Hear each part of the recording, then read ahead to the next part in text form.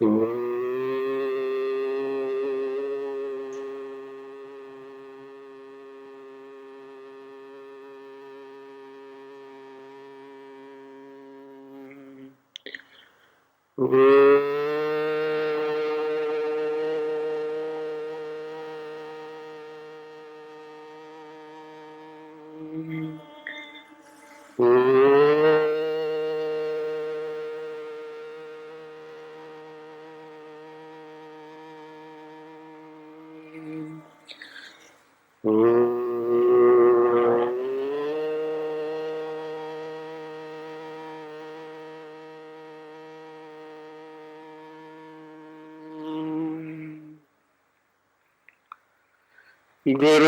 ब्रह्मा गुरु विष्णु गुरुदेवो महेश्वरः गुरु साक्षात् परब्रह्मः तस्मै श्री गुरवे नमः। अखण्डमण्डलाकारं व्याप्तं येन चराचरं यत्पदं दर्शितं येन तस्मै श्री गुरवे नमः। अजोऽपि सन्नव्ययात्मा भूतानामीश्वरोऽपि सन् प्रकृतिं स्वामधिष्ठाय संभवामि आत्ममायया।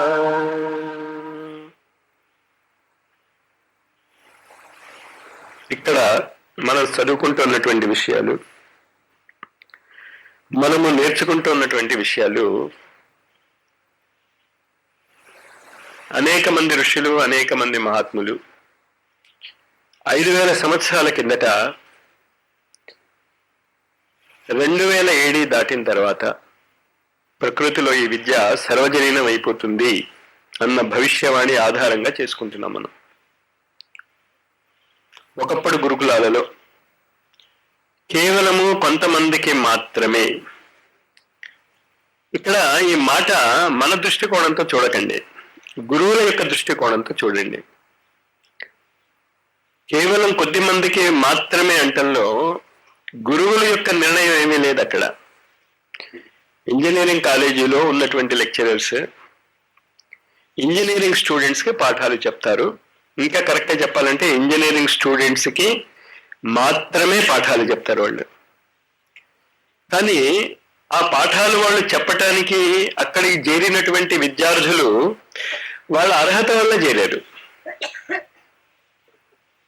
ఆ విద్య నేర్చుకోవటానికి కావాల్సినటువంటి అర్హత వల్ల చేరారు తప్ప అక్కడ లెక్చరర్స్ ప్రమేయం ఏమాత్రమూ లేదు. వచ్చిన వాళ్ళకి చెప్పటమే తప్ప వాళ్ళు ఎలా వచ్చారు, ఏ బేసిస్ మీద వచ్చారు, ఏ కోటాలో వచ్చారు, వాళ్ళు లోకలా నాన్ లోకలా, ఇదేం వాళ్ళు పట్టించుకోరు. వాళ్ళు పట్టించుకునేది ఏంటి, వచ్చిన తర్వాత మీరు చదువుతున్నారా లేదా, అంతేగా ఇంపార్టెంట్. మెడికల్ ప్రొఫెషన్ అయినా అదే అవచ్చు, లీగల్ ప్రొఫెషన్ అయినా అదే కావచ్చు. ఆ మాటకు వస్తే ఏ విద్య మనము అధ్యయనము చేయాలనుకున్నా కావలసినది ఏంటి అంటే అర్హత.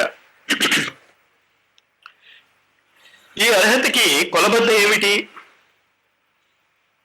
మనం ఇక్కడ కూర్చుని వేలాది సంవత్సరాల కిందట వ్యాసుడు మొదలగు అనేక మంది మహనీయులు అందజేసినటువంటి విద్య నేర్చుకోవటానికి మాకు అర్హత ఉందా లేదా అనేటటువంటి ప్రశ్న ఇంజనీరింగ్ కాలేజీలో అడ్మిషన్ పుచ్చుకున్న తర్వాత వాళ్ళ ప్రశ్న ఇచ్చాడు అనుకోండి, ఏమంటాం వాడిని? క్లాస్లో కూర్చుని ఉన్నాడు వాడు, ఏమడుగుతున్నాడు వాడు? నాకు అర్హత ఉందా లేదా. మీ పరిస్థితి అంతే, అందుకు చెప్తున్నాను నేను. మీకు అర్హత ఉందా లేదా అన్న ప్రశ్న వస్తుంది చాలాసార్లు. ప్రొఫెషనల్ కోర్సెస్లో ఎప్పుడూ వస్తుంది. ఏదో కష్టపడి సీటు సంపాదించేసుకున్న తర్వాత లెక్చరర్ చెప్తున్నది అర్థం కాదు చాలా మందికి. అప్పుడు వాళ్ళు అనుకుంటారు, అనవసరంగా వచ్చాం ఇక్కడికి, బలైపోతున్నాం. ఈ బలైపోతున్నాం అనే మాట ప్రొఫెషనల్ కోర్సులో చాలా కామన్. కాస్త సీరియస్ గా పాఠం చెప్పే లెక్చరర్ ఎవడొచ్చినా పాపం పిల్లలు బలైపోతూ ఉంటారు. చేత బలి అనేది చాలా కామన్. మనం ఏదో బలి చేయకూడదు, బలి ఉండకూడదు అంటాం. సీరియస్ గా ఏ లెక్చరర్ చెప్పినా బలైపోతారు. ఎవరు? అంచేత మీరు బలి అవ్వలేదు అనుకోండి, నేను సీరియస్ గా చెప్పలేదు, నాదే అనమాట తప్పది, మీది కాదు. పాయింట్ అర్థమైందా? అర్హత కాదు మీరు ఆలోచించుకోవాల్సింది. అర్హత ఉంది కనుకే ఇక్కడ వచ్చారు, మీరు వింటున్నారు, లేకపోతే వినరు. కానీ ఆ అర్హతని ఉపయోగించుకుంటున్నామా లేదా? ఇప్పుడు ఇంజనీరింగ్ కాలేజెస్ లో వాటిలో ఎలా ఉందో నాకు తెలియదు, కానీ ఒకప్పుడు మెయిన్ ఇంజనీరింగ్ కాలేజెస్ నుంచే ఈ నక్సలైట్స్ వాళ్ళు తయారయ్యేవారు. ఇప్పటికీ అదే అవుతుందేమో నాకు తెలియదు. ఏమైంది అక్కడ? దారి తప్పింది. జేరేడు వాడు విద్య నేర్చుకోవటానికి, ఏ విద్య నేర్చుకోవటానికి చేరాడో అది మానేసి దేశాన్ని ఉద్ధరించడానికి వెళ్తాడు. అటు వాడు ఉద్ధరింపబడదు, దేశము ఉద్ధరింపబడదు. అలాంటి పరిస్థితి ఏదైనా మనలో వస్తుందా? ఈ విద్య నేర్చుకోవటానికి అర్హత ఉంటే తప్ప మనము ఇక్కడ ఏకత్రితం అవ్వం. అయిన తర్వాత ఈ విద్యను నేర్చుకోకుండా మీరు ఏ విద్య ఎలా నేర్చుకున్నా, ఏ వంకతో నేర్చుకున్నా ఆధ్యాత్మిక జగత్తుకి మీరు నక్సలైట్సే. ఇంచేత ఖుని చేసి వారేశారు ఆధ్యాత్మిక విద్యను. మిమ్మల్ని ఉదాహరణగా తీసుకుని, ఏంటండి ఆ కాలేజీలో చేర్పిస్తే వాడు నక్సలైట్ అయిపోయాడు, సమాజానికి పనికిరాలేదు, మా జీవితానికి పనికిరాలేదు. ఇప్పుడు ఆధ్యాత్మిక జగత్తుకి ఇదే పేరు ఉంది, ఇదేగా పేరుంది. ఏం పేరుంది? వాడికి పనికిరాడు, సమాజానికి పనికిరాడు, దేనికి పనికిరాడు వాడు. కానీ అది ఆ విద్య యొక్క లోటు కాదు. ఆ విద్య యొక్క అవగాహన లేకుండా, ఆ విద్య ఏమి చెప్తోందో తెలియకుండా, ఆ విద్య నేర్చుకోవడానికి కావలసినటువంటి ఆధారభూతమైనటువంటి మానసిక స్థితి లేకుండా చేయటం వల్ల వస్తున్నది. అది తొలగించడానికి మనం ప్రయత్నం చేస్తున్నాం. ఇక్కడ రెండు చేయాలి మనం. ముందు ఆధ్యాత్మిక విద్యను కూడా, ఏ విద్యను? అజోపిసన్ అవ్యయాత్మ భూతానాం ఈశ్వరోపిసన్ ప్రకృతిం స్వామధిష్టాయ సంభవామి ఆత్మ మాయయా అని కృష్ణుడు ఎలా అన్నాడో, ఆ విద్య నేర్చుకున్నటువంటి ప్రతి వ్యక్తి అదే మాట అంటాడు. ఆశ్చర్యం ఉంది అక్కడ. డాక్టరీ చదివిన వాడు I know how to cure, నాకు తెలిసేయా మీ రోగాలను ఎలా నయం చేశాను అంటాడు. అదేంటయ్యా 5 ఏళ్ల కిందటి వరకు నీకు రోగం అంటేనేంటో తెలీదు, నెత్తురు చూస్తేనే నువ్వు తల తిరిగి పడిపోయేవాడి, ఇప్పుడు నేను కోసి పారేస్తానంటాడు అంటే ఎందుకు చేయగలిగాడు? అది ఆ విద్యను అభ్యసించాడు కనుక. అలాగే ఈ విద్యను కూడా మనం అభ్యసిస్తే, కండిషన్ ఏంటంటే అభ్యసిస్తే, కబుర్లు చెప్తే కాదు, అభ్యసిస్తే మీరు కూడా శ్రీకృష్ణుడితో గొంతుకు కలిపి అజోపిసన్ అవ్యయాత్మ భూతానామీశ్వరోపిసన్ ప్రకృతిం స్వామధిష్టాయ సంభవామి ఆత్మ మాయయ అని అనగలుగుతారు మీరు. లేకపోతే ఆ విద్యలో లోపం ఉందని అర్థం. కానీ అనాదిగా యుగాలుగా చాలా జాగ్రత్తగా ఈ మాటల యొక్క తీవ్రతని మీరు గమనించుకోండి. అనాదిగా యుగాలుగా 2000 సంవత్సరాలు 5000 సంవత్సరాల గురించి నేను మాట్లాడటం లేదు. కోట్లాది కోట్ల సంవత్సరాలలో ఈ పృథ్వీ గ్రహం యొక్క ఉత్పత్తి కాకముందే మీరు ఆ టైం పీరియడ్ ని ఊహించుకోండి. దేని గురించి మాట్లాడగలిగేటటువంటి దమ్ము ఈ విద్య నేర్చుకున్న వాళ్ళకు ఉందో. 2 సంవత్సరాలు 3 సంవత్సరాలు 4 సంవత్సరాల గురించి మాట్లాడటం లేదు వాడు, 5 year ప్లాన్స్ గురించి మాట్లాడటం లేదు వాళ్ళు బేసికల్ గా మినిమం టైం లిమిట్ ఏంటి అంటే 4,32,000 సంవత్సరాలు ఒక ప్లాన్ వేశారు అనుకోండి. వాళ్ళు దాన్ని రిపిటిషన్ చేసుకుందాం మాస్టర్, దాన్ని రెట్టింపు కానీ 3 రెట్లు కానీ 4 రెట్లు కానీ, దాన్ని మనం సత్య త్రేత ద్వాపర ఆ టైం లిమిట్స్ యొక్క అవధిని ఊహించగలిగేటటువంటి మనస్సే లేదు మనకి. ఇప్పుడు లేదు. ఈ కోర్సు పూర్తయ్యాక వస్తుంది, న్యాచురల్ గా వస్తుంది. ఆ దమ్ము తెచ్చుకోవాలి మీరు. మీరు సాధారణ విద్య గురించి మాట్లాడటం లేదు అంటే మీకేమనిపిస్తుంది ఈ మాట అనగానే?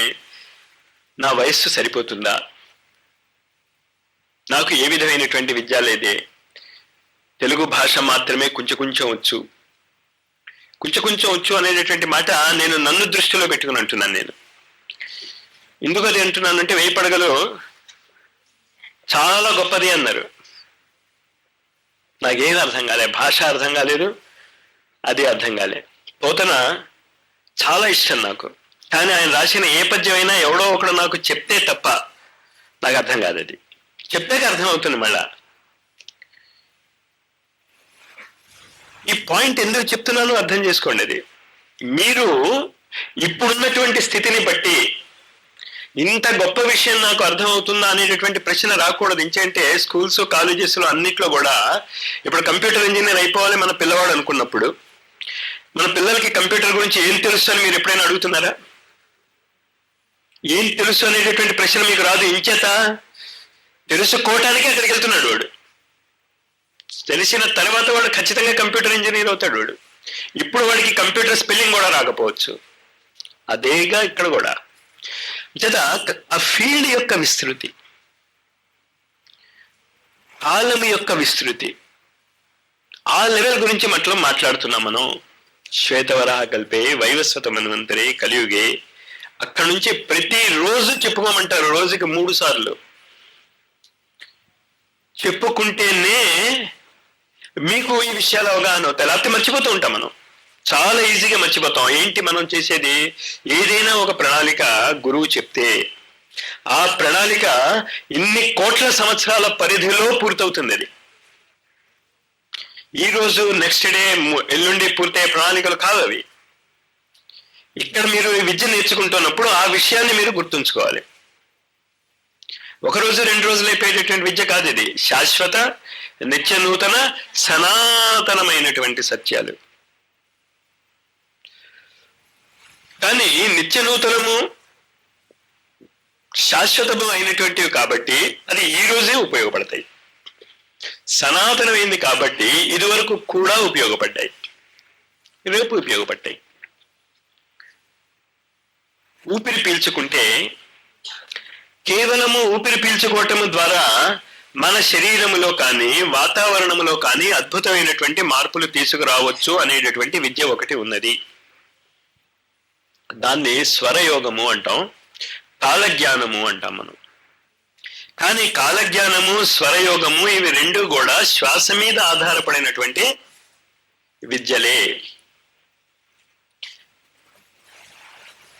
దీన్ని కనుక మనం తెలుసుకోగలిగితే, దీన్ని కనుక మనం ఉపయోగించుకోగలిగితే కాలాన్ని మనం అతిక్రమిస్తాం. ఆ కాలాన్ని అతిక్రమించినప్పుడే అజోపిసన్ అన్న మాట మనం వాడగలం. అజోపిసన్ అంటే ఏంటి? పుట్టుక లేనివాడినైనప్పటికీ. మనం అందరము కూడా పుట్టుక లేని వాళ్ళమే. అంటే మానవ జాతికి మనము అనేసరికల్లా ఒక రోగం ఉంది. మనుష్యుల గురించి వాడు ఆలోచిస్తాడు తప్ప మనము అంటే హైడ్రోజన్ పరమాణువు నుంచి అనంత కోటి బ్రహ్మాండాల వరకు ఉన్నటువంటి చేతనత్వములో ఏది ఉన్నా అది మనమే. అనంత కోటి బ్రహ్మాండ నాయక. గురు పరంపరలో మనం వాళ్ళకి ఇచ్చేటటువంటి పేరు అది. అనంత కోటి బ్రహ్మాండ నాయక. అనంతమైనటువంటి అని చెప్తూ ఎన్ని అనంతాలు ఉన్నాయంటాడు మళ్ళా అక్కడ? కోటి.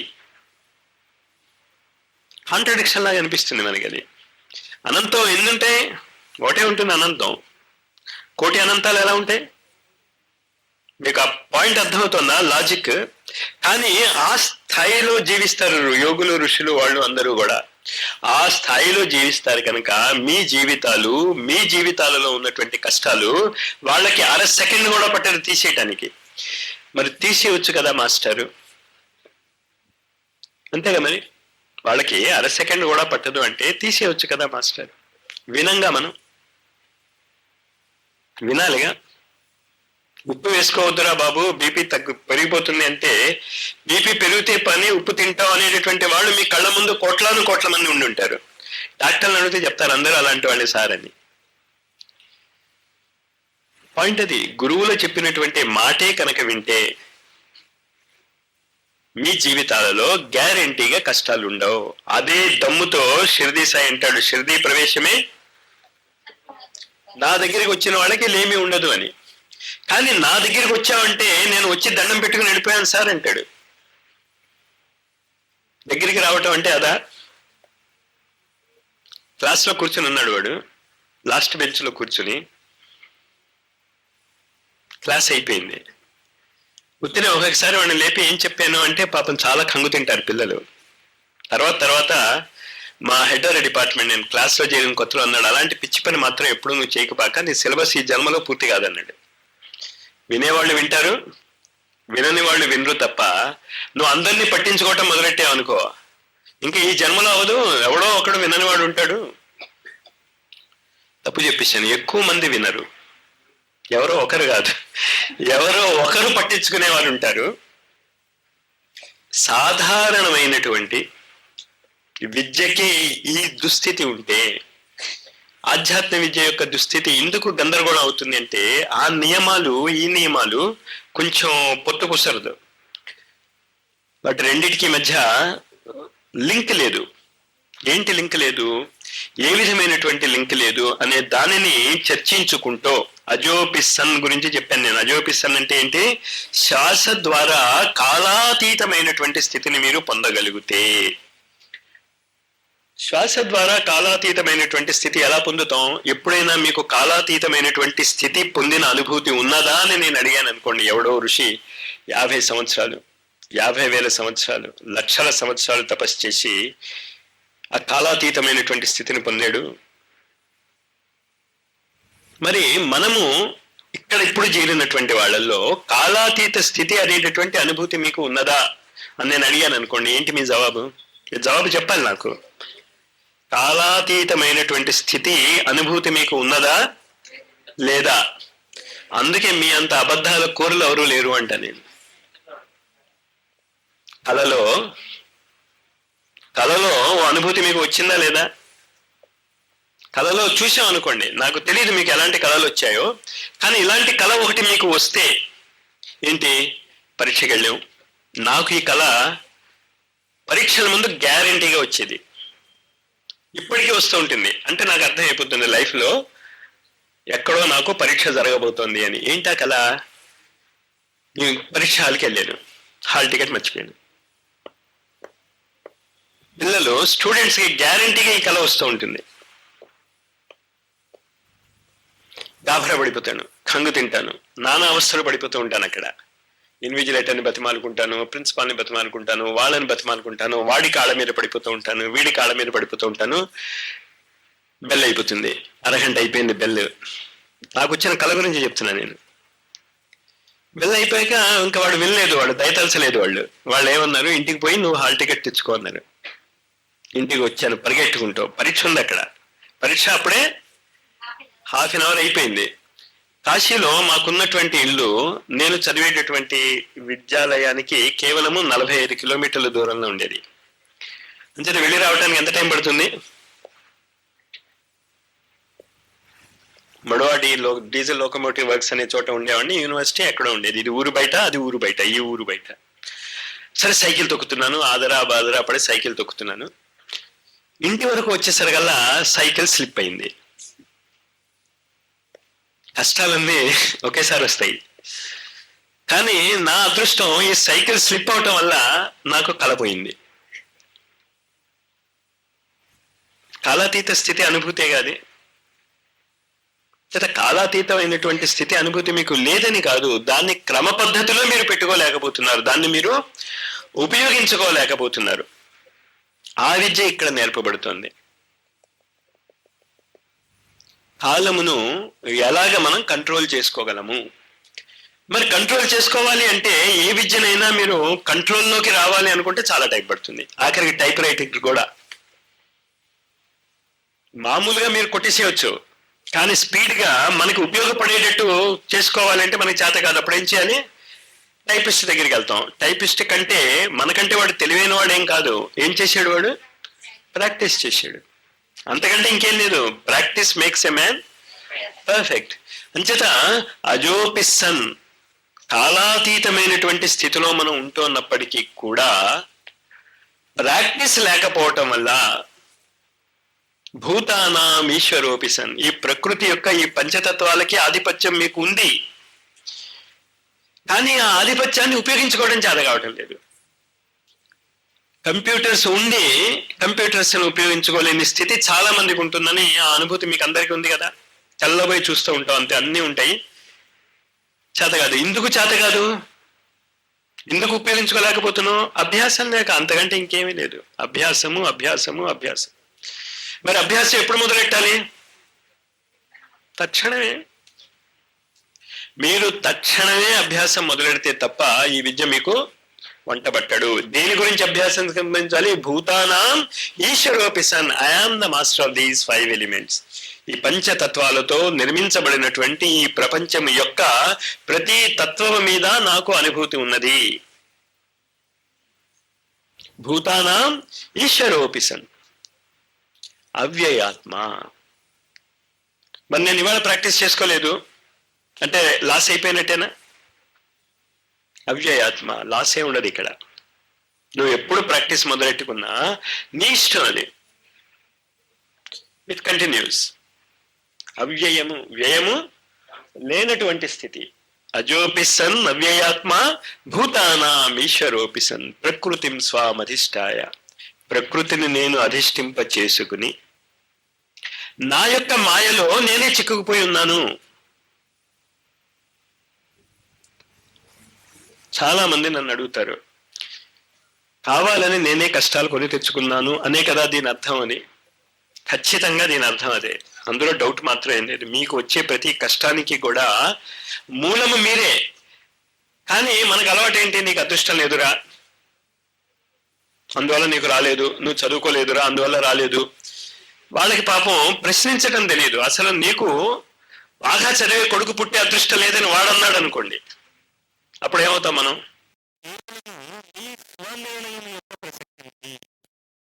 మీరు నిర్ణయించుకున్నారు మీ కొడుకు చదువు రాకూడదు అని. మాస్టర్ మేము లక్షలు లక్షలు ఖర్చు పెట్టడానికి రెడీ అండి. దేనికి లక్షలు లక్షలు ఖర్చు పెట్టడానికి రెడీ?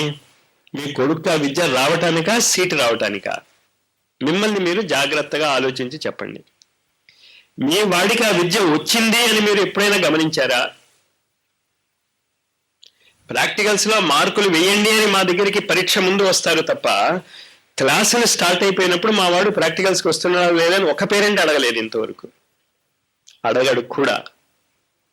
అదృష్టం ఎవరిది? పేరెంట్స్దా, పిల్లలదా? అంచేత పిల్లలు బాగా చదువుకోవాలి అంటే బీజాలు మీరు ఎప్పుడు వేయాలి? చిన్నప్పటి నుంచి వేయాలి. చిన్నప్పటి నుంచి మీరు బీజాలు వేస్తున్నప్పుడు మీరు 8 గంటలు లేచి వాడిని 3:30కి లేవమంటే వాడు లేస్తాడా? మీరు టీవీ ముందు కూర్చుని వాడిని టీవీ చూడొద్దు అంటే వాడు మానేస్తాడా? ఈ ప్రాక్టీసులు భూతానాం ఈశ్వరోపిసన్. మీరు టీవీ చూడటం మానేయటం కష్టమా? కష్టమే. వాడిని మానేయమంటున్నారు కానీ మీరు మానరు. నేను చాలా చోట్ల ఈ ప్రశ్న వచ్చినప్పుడు నేను అన్న, టీవీ కట్ చేసేయండి. మరి మా ఆవిడ చాలా మంది అన్నారు అది వింటే. చాలా అంటే వాడు పిల్లవాడు చదువు కంటే వాళ్ళ ఆవిడ టీవీ చూడటం చాలా ఇంపార్టెంట్. అది రైటా తప్ప అనే ప్రశ్న నేను అసలు ఆ క్వశ్చన్కి రావటం లేదు. మీరు దేనికి ప్రాముఖ్యత ఇచ్చారో అక్కడ అర్థమైపోయింది కదా. మీ కుర్రవాడు చదువుకు ప్రాముఖ్యత ఇచ్చావా? నువ్వు దేనికి ప్రాముఖ్యత ఇచ్చావు? అంచేత ఆ అదృష్టాన్ని ఎవరు ఏర్పరచుకున్నారు? నువ్వే ఏర్పరచుకున్నావు. మరి దాన్ని ఎవడు మార్చాలి? నువ్వే. భూతానాం ఈశ్వరోపిసన్, యు ఆర్ ది మాస్టర్. కానీ ఏం చెప్తాం? చాలా ఈజీగా చెప్పేస్తాం, వాడి వెళ్ళండి లేకపోతేనా. కౌన్సిలింగ్లో వాళ్ళే చెప్తారు వాళ్ళు. ఒక్కొక్కళ్ళు వచ్చి వాళ్ళ ఎక్స్పీరియన్స్ చెప్తా ఉంటే నాకు అంత సింపుల్ థింగ్ ఎందుకు అర్థం కావటం లేదా వీళ్ళకి అనిపిస్తుంది. అందుకు చెప్తున్నాను నేను అది. వాడికంటే ముందు నన్ను పిలుచుంటే ఆ సీటు నాకు వచ్చేది మాస్టరు అంటాడు వాడు. అంటే ఒక్కొక్కసారి నాకు అనిపిస్తుంది వాడు నా మీద ఏమైనా పడుతున్నాడా అని. మీకు చేత కాలేదు మాస్టారు, వాడికంటే ముందు నా పేరు వచ్చేటట్టు మీరు చేయొచ్చు కదా అని నన్ను అంటున్నాడేమో అని నా డౌట్. తెలియదు నాకు వాడు అలా అంటున్నాడో లేదో, నా బుర్రలో అలా వస్తూ ఉంటుంది. అంతే, నన్ను తిడుతున్నాడేమో వాడు, ఇంతలో మిస్ అయిపోయా మాస్టారు. ఎందుకు మిస్ అయ్యారు అంతలో అన్నది మీకు తట్టడం లేదు. ఆ క్షణంలో నేను చెప్పి బాధ పెట్టదలుచుకోలేదు. ఇంకంటే దాని బీజాలు 5 ఏళ్ల కిందట పడి ఉంటాయి. వేప చెట్టు నాటి అరటిపళ్ళు కావాలంటే ఎలా వస్తాయి మీకు? ఎప్పుడు ఏది నాటాలో, ఎలా నాటాలో కూడా తెలుసుకునేటటువంటి విద్య ఇది. ఎంచేత నేను చెప్తున్నాను, మీ వయసుతో సంబంధం లేదు, మీకు తెలిసినటువంటి భాషతో సంబంధం లేదు. ఇది దేనికి సంబంధించి ఉన్నది? మీ సంకల్పానికి సంబంధించి ఉంది. సంకల్పము అంటే మీరు ఏమనుకుంటారంటే దృఢంగా నిర్ణయం చేసుకుని, ఇంకా ఇది జరిగితే తప్ప నేను మంచిని ముట్టుకోను. అది సంకల్పం కాదు. అది సంకల్పం నెరవేరటానికి మీరు ఏమీ ప్రయత్నం చేయక్కర్లేదు. చాలా జాగ్రత్తగా అర్థం చేసుకోండి. అది మీ కోరిక నెరవేరటానికి మీరు ఏమీ ప్రయత్నం చేయక్కర్లేదు. ఆ విద్య కనుక మీరు నేర్చుకోగలిగితే, నదిలో ప్రవహిస్తూ సముద్రంలోకి చేరాలి. మీరు ఏం ప్రయత్నం చేయాలి? మీరు నదిలో ప్రవహిస్తూ సముద్రంలోకి చేరాలి. మీరు ప్రవాహానికి అడ్డు తగలకుండా ఉంటే మీరు ఖచ్చితంగా సముద్రంలోకి చేరిపోతారు. ప్రవాహానికి అడ్డు తగిలితే అప్పుడు సముద్రంలోకే చేరుతారు. మీరు కష్టపడి చేరుతారు. సముద్రానికి మీరు అడ్డు తగిలి చేయగలిగింది ఏం లేదు. కాల ప్రవాహానికి అడ్డు తగిలి మీరు చేయగలిగేది ఏమీ లేదు. మీరు ఈ విద్య అది నేర్పుతుంది మీకు. కాల ప్రవాహాన్ని మీరు కనుక అర్థం చేసుకోగలిగితే, కాల ప్రవాహాన్ని కనుక మీరు అనుగుణ్యంగా వెళ్ళిపోతే తీరని కోరిక అంటూ ఏమీ ఉండదు. ఇంచేతంటే కాల ప్రవాహానికి అనుగుణ్యంగానే మీ జీవితాలు నడుస్తూ ఉంటాయి, మీరు ఇష్టపడినా ఇష్టపడకపోయినా. ఈ బేసిస్, ఈ ఫండమెంటల్ పాయింట్ మీరు అర్థం చేసుకోండి. కాల ప్రవాహము మీ శ్వాస మీద ఆధారపడి ఉంది.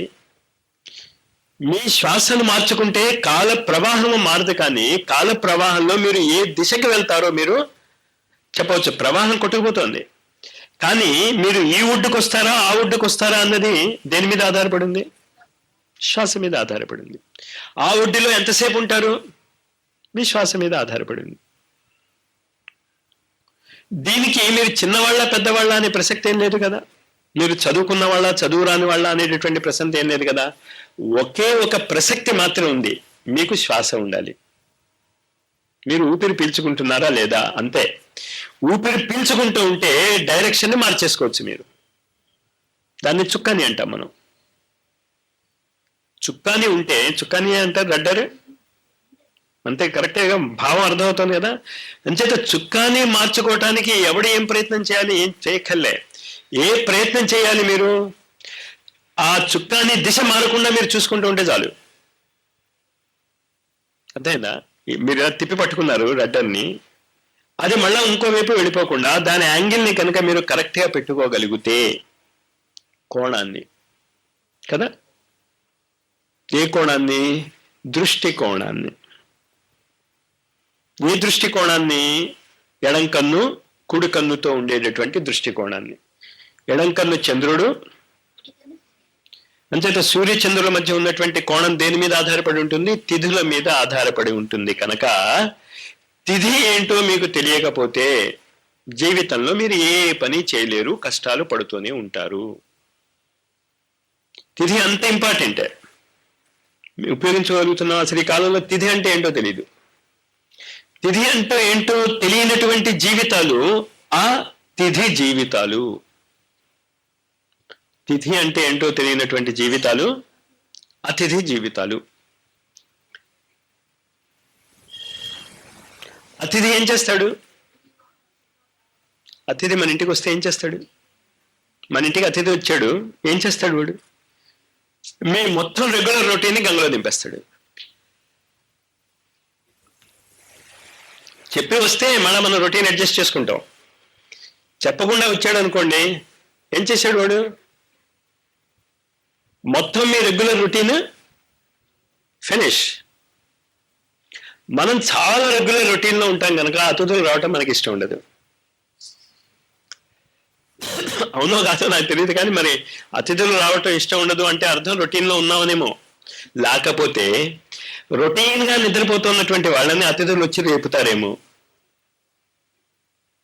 మామూలుగా అయితే మనం ఏదో చేసుకుంటాం, ఏదో రోజు గడిపేస్తాం. అతిథులు ఉంటే మరి ఏదో రోజు గడపలేం కదా. అతిథి దేవో భవ.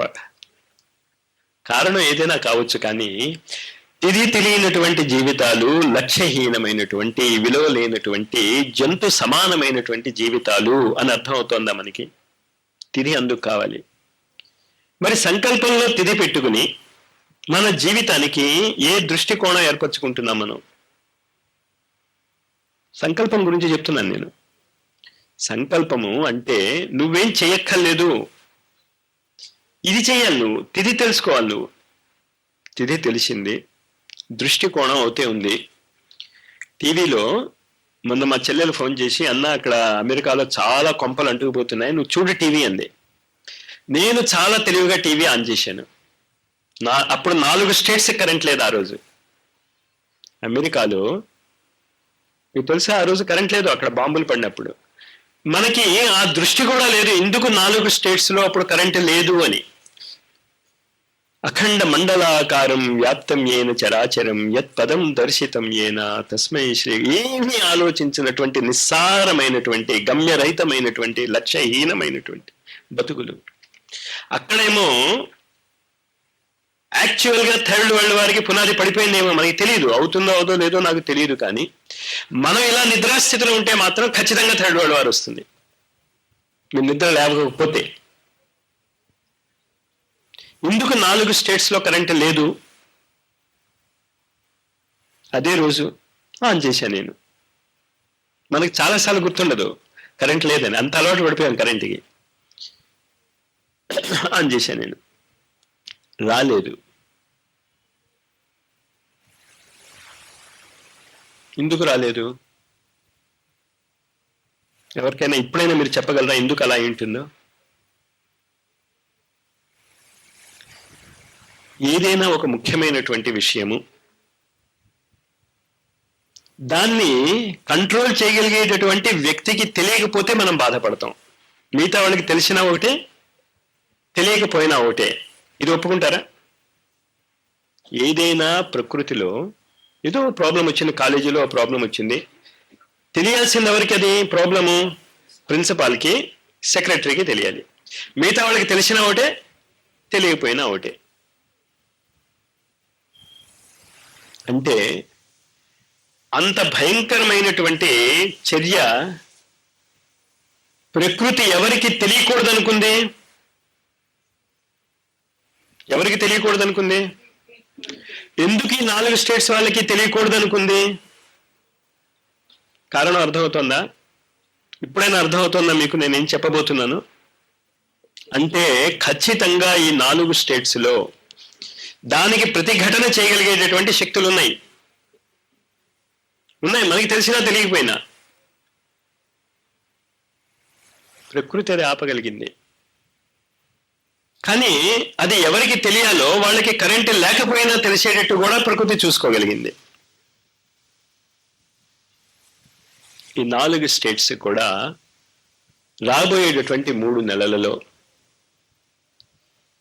ప్రపంచంలో ఉన్నటువంటి విలయ తాండవాన్ని, దేని యొక్క విలయ తాండవాన్ని? టెర్రరిజం అనేటటువంటిది. టెర్రరిజం ఉందని నేను అనుకోవటం ఏంటంటే, పిరికి వాళ్ళు చేసేదాన్ని టెర్రరిజం అనుకుంటే ఎవడే ఉంటాడు. కానీ ఉంది కదా అది. దాన్ని పోగొట్టగలిగేటటువంటి శక్తులు ఈ 4 రాష్ట్రాల్లో ఉన్నాయి. ఏ 4 రాష్ట్రాల్లో? భక్తి ఎక్కడ ఉందని చదువుకున్నాం మనం పొద్దున్న. మొట్టమొదటి ఎక్కడుంది? ద్రవిడ దేశం. ద్రవిడ దేశం అంటే ఏది? తమిళనాడు. తమిళనాడులో పుట్టాను. ఎక్కడ ఎదిగింది? కర్ణాటకలో ఎదిగాను. మహారాష్ట్రలో కొంచెం దానికి, మహారాష్ట్రలోనే కదా ఈ దత్తావతారాలు, దత్త పరంపర, గురు పరంపర అది ఉంది.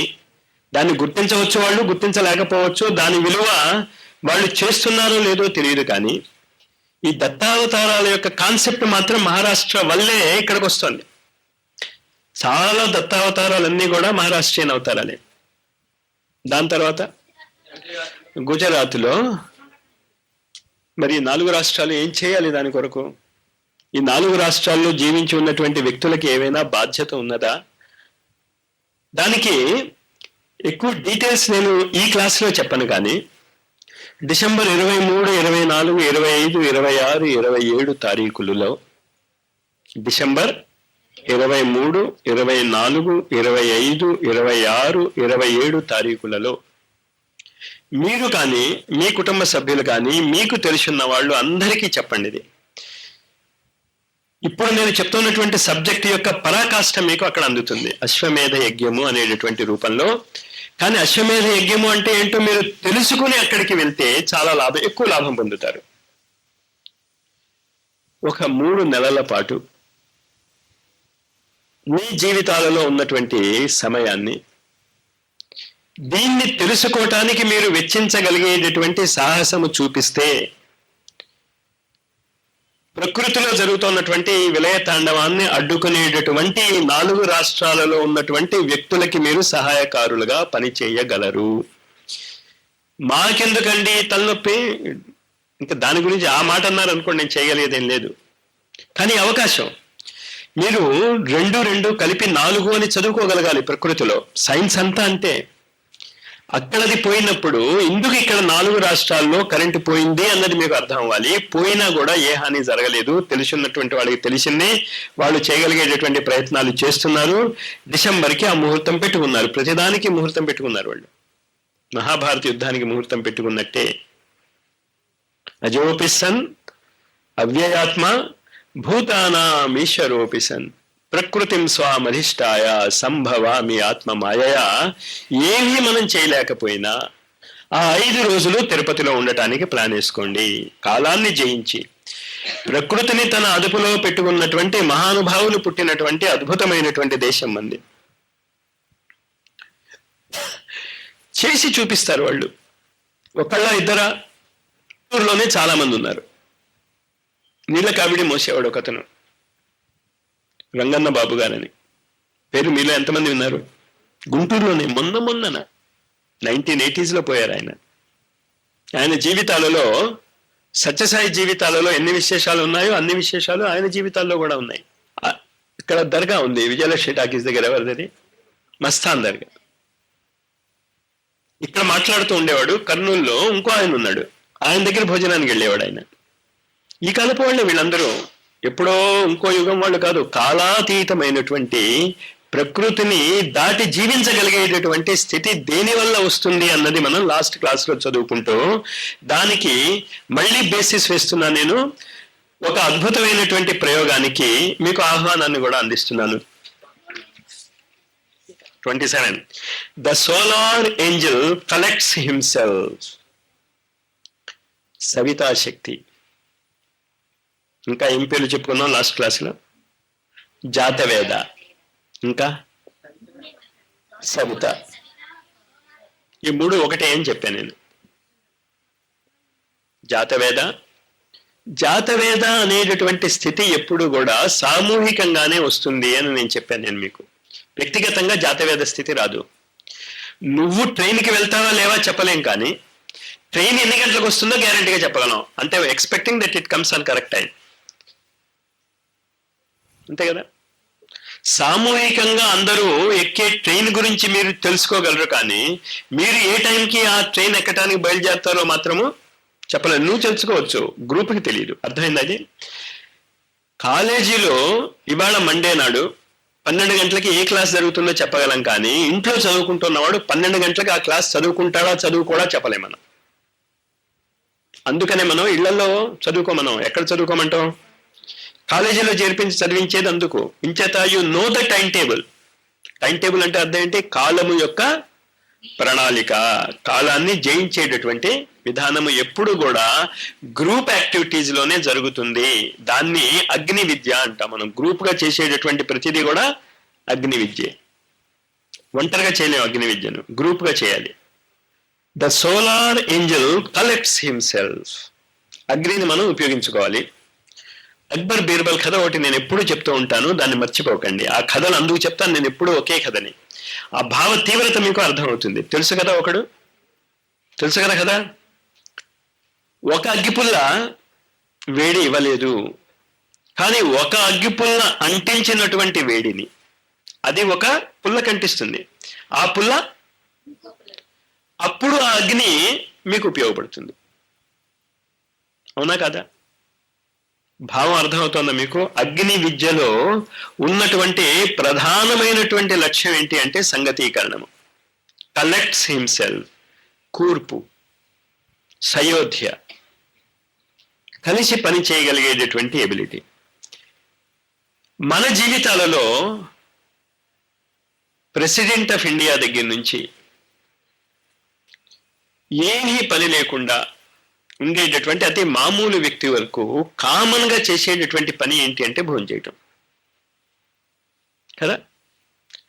అది కలిసి తినగలమా? సంగతీకరణం అంటే అది కలిసి తింటే అగ్ని విద్య అవుతుంది, ఒంటరిగా తింటే పనికిరాని విద్య అవుతుంది. చాలా జాగ్రత్తగా రిలేషన్షిప్స్ అర్థం చేసుకోండి మీరు.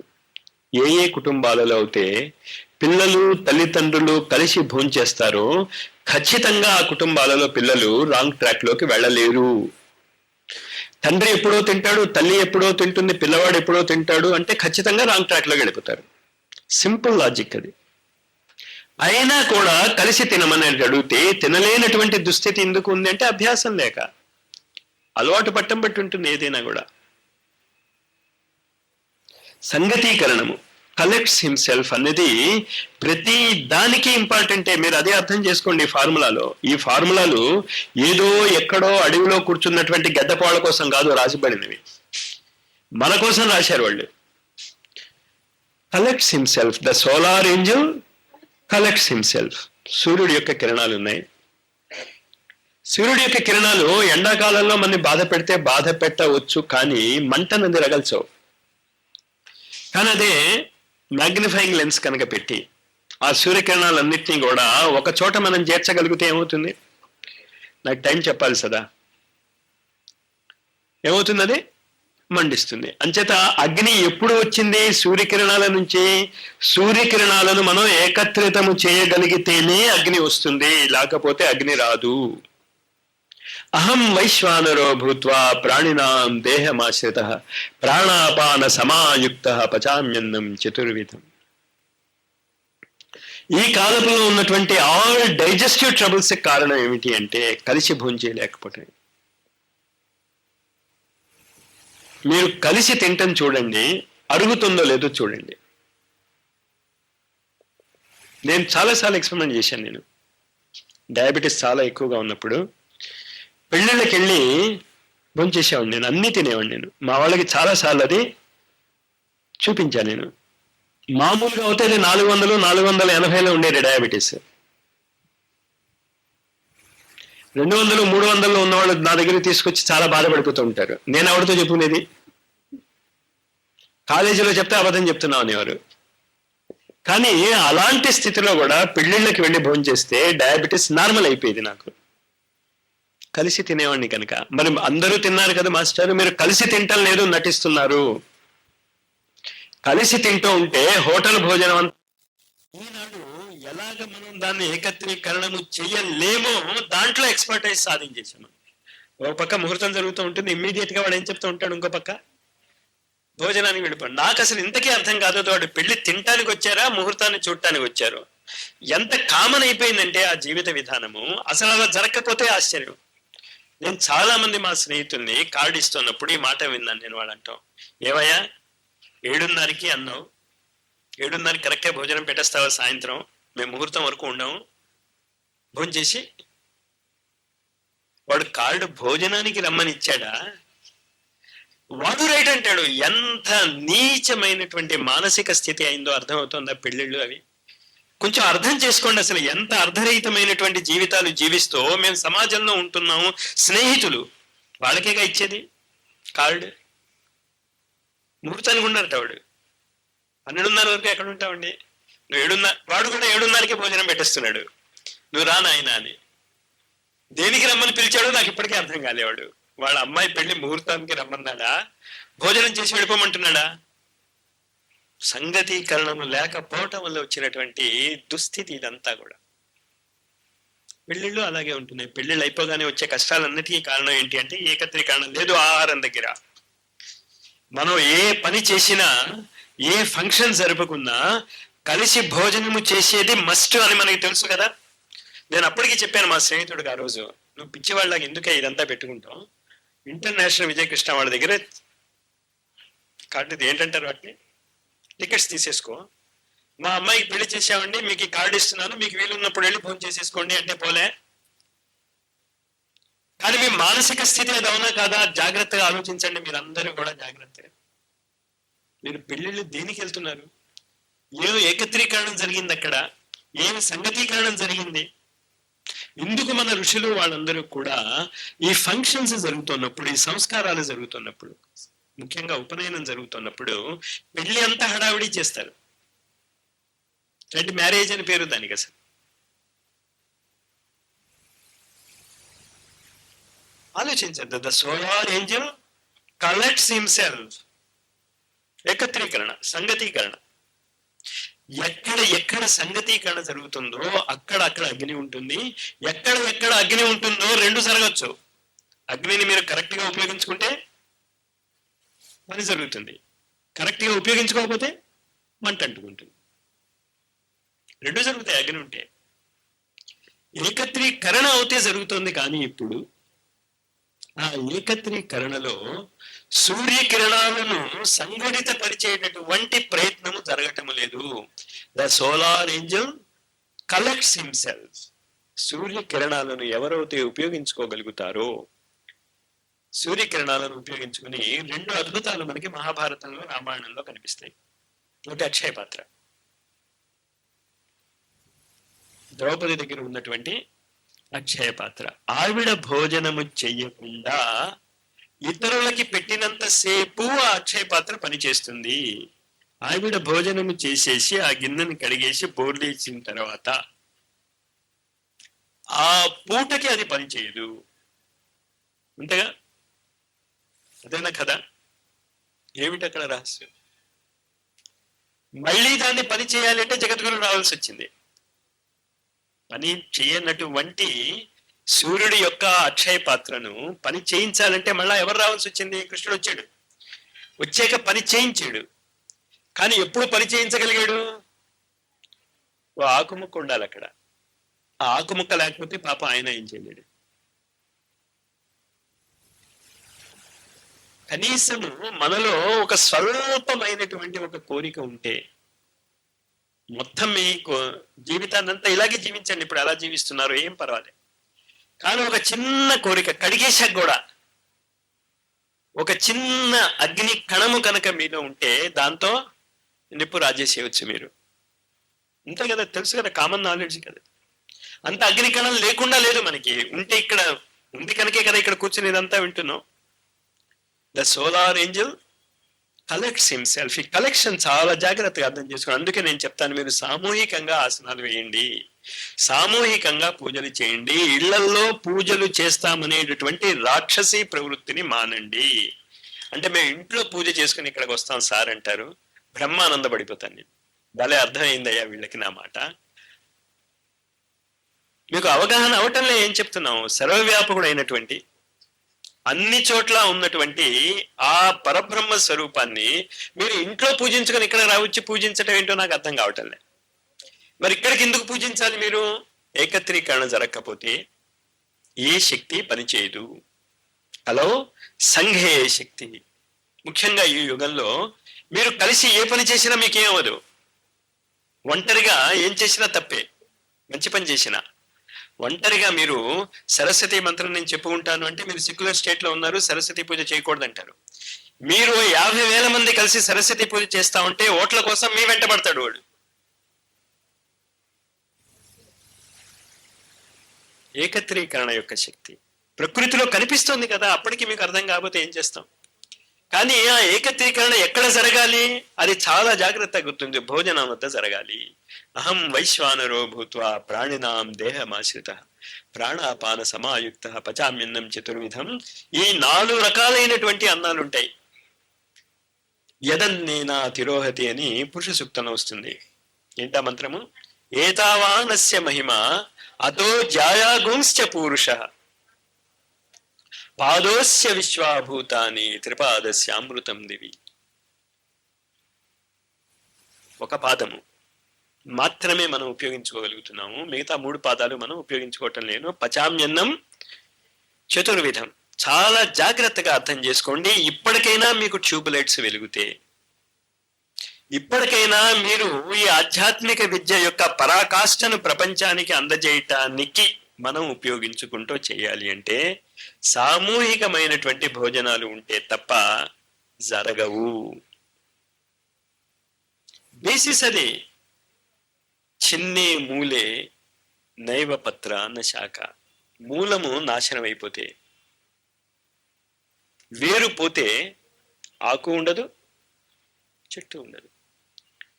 దాన్ని చాలా జాగ్రత్తగా అర్థం చేయ. ఏకత్రీకరణ కలిసి కలిసి కలిసి కలిసి పనిచేయగలిగేటటువంటి విధానము మన జీవితాలలో రాకపోతే, ఆఖరికి ఒక చిన్న సూదుని పరమానందే శిష్యులు చాలా మంది కలిసి ఎత్తుకొచ్చారు.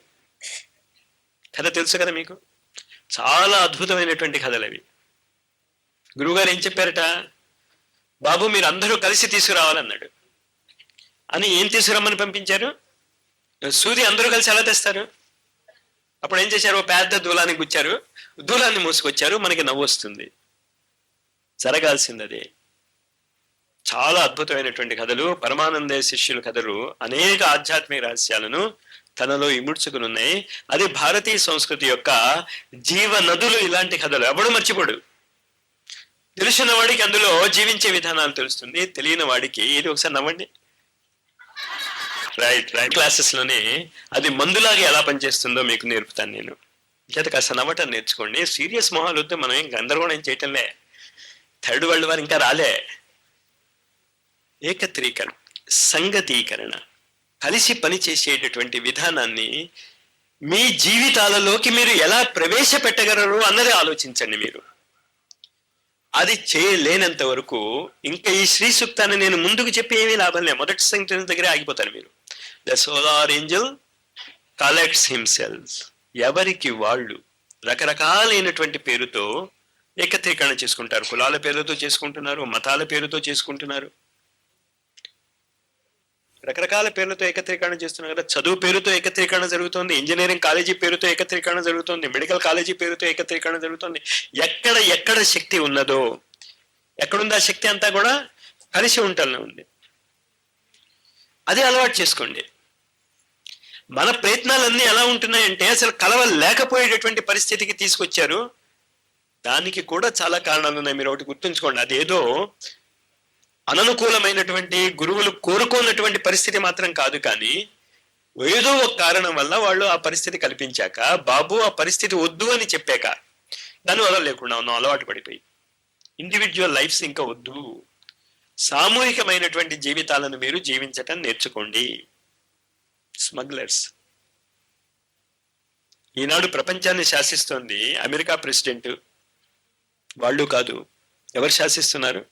స్మగ్లర్స్. మీకు తెలియదు ఆ విషయం? నేను చెప్పాలా మళ్ళా? అందరికీ తెలుసు ఆ విషయం. ఏంటి తేడా? ఏకత్రీకరణ. ఏకత్రీకరణ ఉంది. అర్థమవుతుంది ఎలా ఉందో ఏకత్రీకరణ.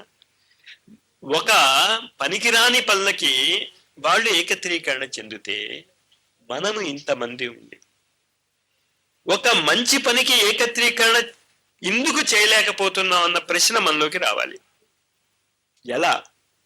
అది మనంతటా మనం చేసుకోవాల్సిందే తప్ప ఏ గురువు కూడా ఏమీ చేయలేడు. ఇంకా అంతవరకు చెప్పగలడు కానీ గురువు మిగతా విషయాలు చెప్పలేడు. మీరు ఏకత్రీకరణ చెందితే అగ్ని వస్తుంది.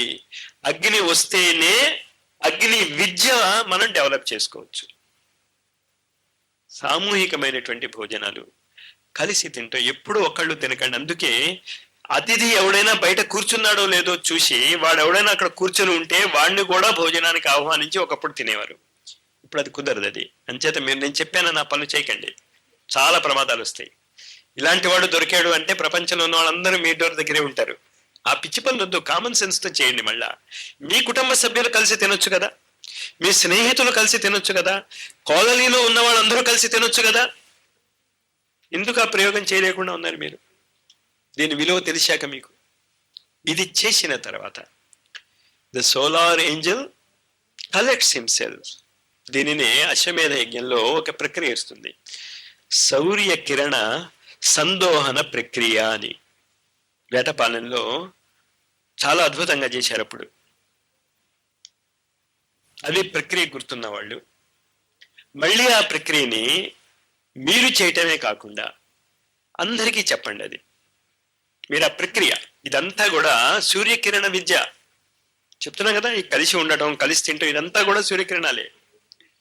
ఈ సూర్యకిరణాలలో ఎలా ఉపయోగించుకుంటున్నావు కూడా నేను చెప్తున్నాను. అహం వైశ్వానరో భూత్వా ప్రాణినాం దేహమాశ్రిత ప్రాణాపాన సమాయుక్త పచామ్యన్నం చతుర్విధం అనేటటువంటి శ్లోకము చదవకుండా భోజనాలు చేయకండి. మేము ఎవరికి వాళ్ళు చదివేసుకుంటామండి. భలే దొరికేరయ్యా నాకు. ఎవరికి వాళ్ళు చదువుకుంటే ఏకత్రీకరణ ఎలా అవుతుంది? ఎవరికి వాళ్ళు చదువుకోవటం కాదు, అందరూ కలిసి ముక్త కంఠంతో ఒకేసారి అనాలి. అది అప్పుడు ఆ పవర్ జనరేట్ అవుతుంది అక్కడ. భారత్ మాతాకి జై, భారత్ మాతాకి జై, భారత్ మాతాకి భారత్. నేను అనుకున్నామండి మాస్టర్ మనసులో, ఏమైనా లాభం వస్తుందా కలిసి అంటే? ఇది అనగలమా కలిసి? ఒకసారి అనండి. అంతేనా? ఇంకా గట్టిగా అనండి. తేడా లేదు. మీ శరీరంలో స్పందనలు పెరిగాయా లేదా ఒకసారి చూసుకోండి. మీరు, నేను చెప్పడం కాదు, అది మీరు ఊహించుకోండి. భారత్ మాతాకి 1000 సార్లు అన్నాను మాస్టర్. ఏమన్నాను నాకు తెలియదు, నీకు తెలియదు. కొంచెం చెప్పింది అవగాహన చేసుకుని చెప్పింది చెప్పినట్టు మీరు ఇమ్మీడియట్ గా ఆచరణలో పెడితే నెక్స్ట్ వీక్ నేను మిమ్మల్ని ముందుకు తీసుకెళ్ళగలుగుతాను నెక్స్ట్ క్లాస్కి.